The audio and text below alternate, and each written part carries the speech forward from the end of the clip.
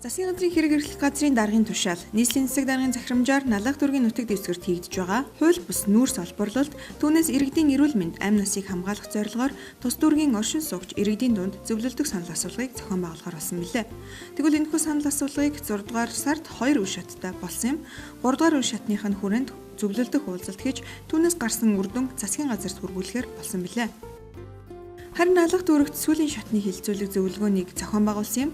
Зөвлөгөөнд нийслэлийн эрдэнэ төлөвлөгчдийн хурлын дарга Амар сайхан, нийслэлийн засаг даргын ногоон хөгжил агаарын бохирдол хариуцсан орлогч Бат Баясгалан, Монголын үндэсний худалдаа аж үйлдвэрийн танхимын дарга Лав Жавнар болон холбогдох албаны хүмүүс Ахмад Урхаачид дүүргийн иргэдийн төлөөлөл болсон 300 гаруй иргэн оролцсон томоохон хилцүүлэг боллоо. Анх удаа орон нутгийн ажил амьдралтай холбоотой шууд зохион байгуулж байгаа. Зөвлөлдөх уулзалт зөвлөгөө өгч байгаа гэдгээр бас чухал ач холбогдол. Яг гэх юм бол налахын уурхай анх одоо байгуулагдсан цагаас хойш бол Монгол улс Улаанбаатар хотыг бичгэрэл нүүрсээр хангаж ирсэн эрчим хүчний ууган гол галуулгад болсон ийм одоо газар. Олон одоо хүн ажиллаж байсан 1500 гаруй хүн ажиллаж байсан. Энэ дүүрэг 40 гаруй мянган хүн амтай дүүргийн одоо ажил амьдралыг одоо авч явсан, ажлын байраар хангаж байсан ийм одоо уурхай. Тэгэд хамгийн одоо гол асуудал энэ зөвлөлт уулзалтаар бид юу шийдэх гэдэг нь гурван асуудал. Нэгдүгээрт нь одоо энэ явуулж байгаа уурхайн үйл ажиллагааг цааш нь ямар байдлаар шийдэх вэ? Үргэлжлүүлээд ингээд яваад байх юм бол яг ямар хэлбэрээр явуулах юм? Явуулж болох нь аль нь, болохгүй нь аль нь гэдэг нэгдүгээр асуудал шиг.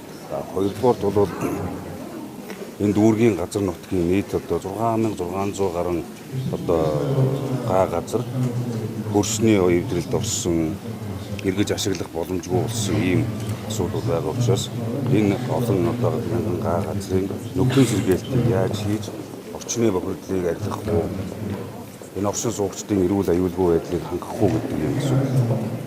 За 3 дугаарт бол энэ одоо асуудлыг цаана хамгийн гол нь энэ хүмүүсийн ажлын байрыг, эрүүл ажлын байрыг яаж хангах вэ? Энэ дүүргийн иргэд оршин суугчдын одоо амжирхай, ажлын байр, тэгээд одоо орлого ашиглалтаа эдийн засгийн чадвартай байх тийм боломж өгчлийг яаж бүрдүүлэх юм? За эцэст нь энэ Монгол улсын хөгжил дэвшилд хамгийн үн цэнтэй хувь нэмрийг оруулсан. Хамгийн одоо чухал үед улс орныг галуулгын одоо бадрааж явсан, аж үйлдвэрийн хөгжлийн түүчэлж явсан, гавьяа одоо хөдөлмөрөөр энэ улсын хөгжил нэмэр одоо дэвшилт хувь нэмэр оруулсан олон мянган уурхайч тэдний үр хүүхдүүдийн хувь заяаг яаж шийдэх вэ гэдэг асуудал. Тийм учраас энэ засгийн газар энэ дээр анхаарах ёстой.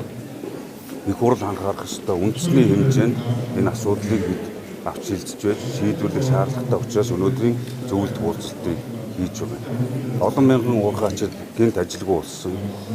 Насаараа уурхайн гүнд ажиллаж эрүүл мэндээр хөрсөн олон мянган уурхайчид Ахмад одоо буурлууд хөдөлмөрчид өнөөдөр нөхөн олгороо авч чадахгүй эрүүл мэндээр хохирцсон тэтгэвэр тэтгэмж нь хүрэлцээгүй үр хүүхдүүд нь ажилгүй өөрөөр хэлэх юм бол Монгол улсын хүн амын одоо бараг 10 шахуу гаруй мянган айл өрх өнөөдөр ажилгүй орлогогүй тэгээд нийслэлийн нутаг дэвсгэртэй нийслэлийн нэг дүүрэг гэдээ байж байгаа боловч өнөөдөр хүртэл төр засгийн анхаарлаас гадна тэгээд ямар нэгэн одоо олон нийтийн хөрөнгө оруулалт төсөл хөтөлбөр нийгмийн хөрөнгө оруулалтуудаас ангид хаягдаж ирсэн. Энэ хүмүүс цаашид ирээдүйн ажил амьдралаа яаж авч явах вэ? Үр хүүхдүүд нь хэрхэн амьдрах вэ? Ирээдүйн зорилготой яаж тодорхойлох вэ гэдэг нь бүрхэг болцсон ийм олон 10 жил явж ирсэн асуудлыг бид өнөөдөр нээлттэй иргэдийнхээ оролцоотойгоо сайн муугаа ярилцаж, болохгүйгээ ойлголцож, эцэст нь засгийн газар, нийслэл, их хурл хамтарч шийдэгдэж бодлоготой шийдвэртэй тодорхой богино хугацаанд энэ дүүргийн хөгжил дэвшил ирээдүйн хувь заяаны асуудлыг шийдвэрлэхэд ийм л одоо хилцүүлэг болж байгаа гэж байна. Хамгийн гол нь бол бид нар бол иргэдэд их зөв ойлголт мэдээллийг өгөх. Энийг хаагаад одоо нэг бизнес эрхлэхийг хаах гэдэг байгаа юм биш. Хамгийн гол нь үүсэт байгаа гол юм бол өнөөдөр хүний амь, алтан амь эрсдэд байгаа гол асуудал болоод байна. Тэгэхээр энийг шийдвэрлэхийн тулд бид нэр иргэдийнхээ санал асуултаар дээр оролцоог нь бий болгох. бид өнөөдөр ярьж байгаа нэг л юм байна. Иргэдийн хамтын оролцоотой аливаа асуудлыг шийднэ. Хийж байгаа одоо зөв бодлого байна. Иргэдийн одоо нээлттэй байя гэсэн ийм л одоо иргэдийн үндсэн дээр юм. Өөрсдийн санаа бодлого иргэд маань одоо хэр мөлтэй байна гэдгийг л одоо бас иргэдээс авч байгаа. Уурхачд бол энэнд маш их анхаарлаа хандуулж байгаа.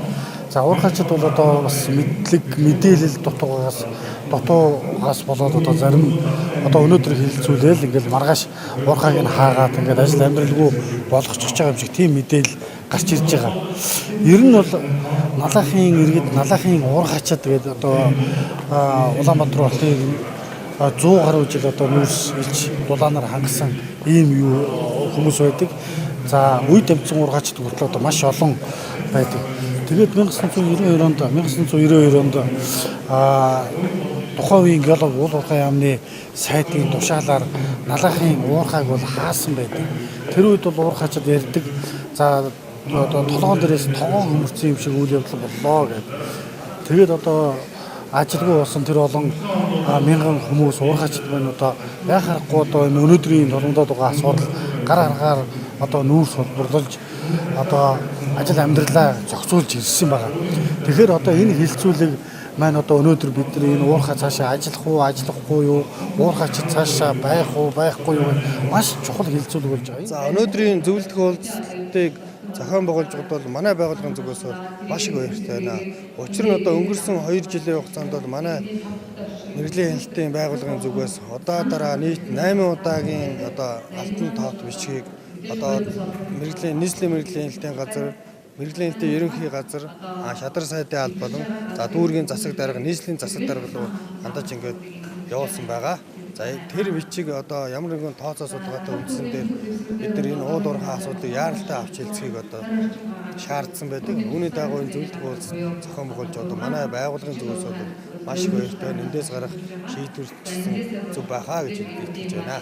За яг өнөөдрийн байдлаар Налах дүүрэгт маань 43 ашиглалтын тусгай зөвшөөрөл хүчин төгөлдөр байна.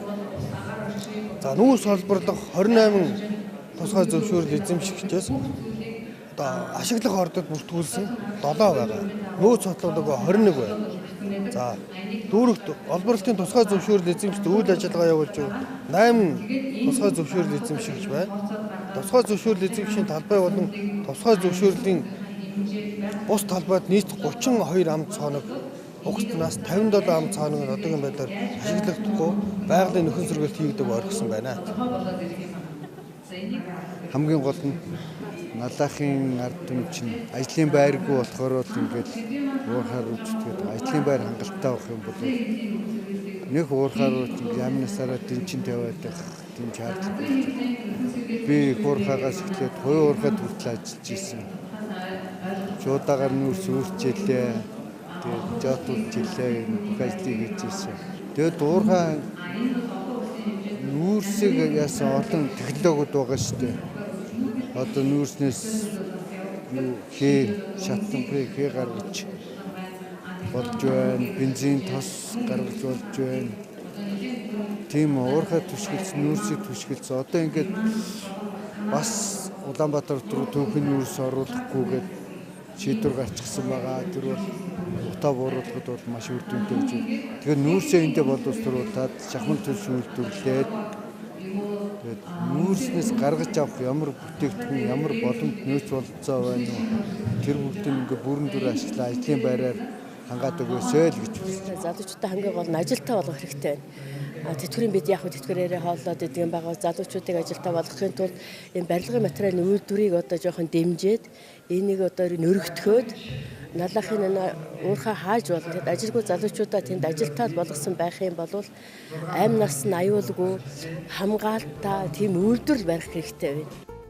Зөвлөдөх уулзалтын үеэр уурхай ажилуулдаг болон энгийн иргэд өөрсдийн санал бодлыг инхүү нээлттэй солилцож цаашдын гарцын талаар хэлэлцлээ. Мөн зөвлөгөөний төгсөлд үндэсний статистикийн газраас бүх оролцогчдоос санал авсан бөгөөд энэхүү саналд зөвлөлдөх зөвлөлийн гишүүд дүгнэлт хийснээр засгийн газарт өргөн барихаар боллоо.